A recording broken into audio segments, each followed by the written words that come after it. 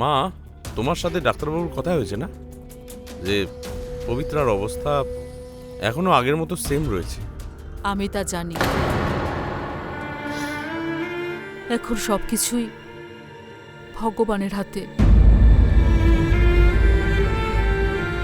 মা, তোমার সাথে আমার একটা কথা ছিল। বল। মা, আমি ভাবছিলাম যে পবিত্রার এখন যা অবস্থা, ভগবান না করুক ওর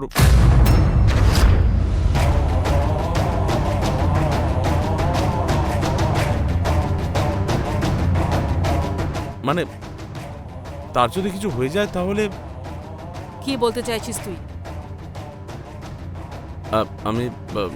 আমি বলতে চাইছি যে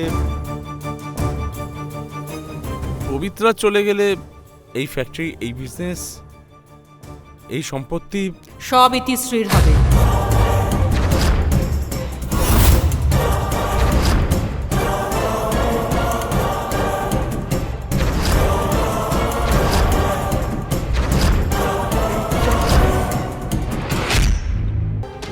মানে আমি বললাম না, সব ইতিশ্রীর হবে।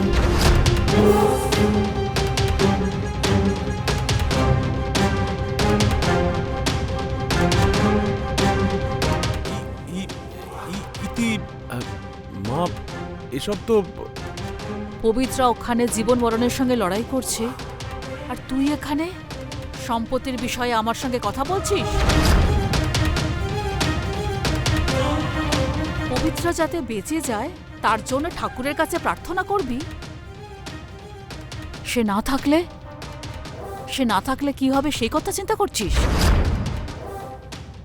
আর যদি তাই হয় তাহলে শোন, পবিত্রার যা কিছু আছে সেসব ইতিশ্রী পাবে, আর কেউ পাবে না।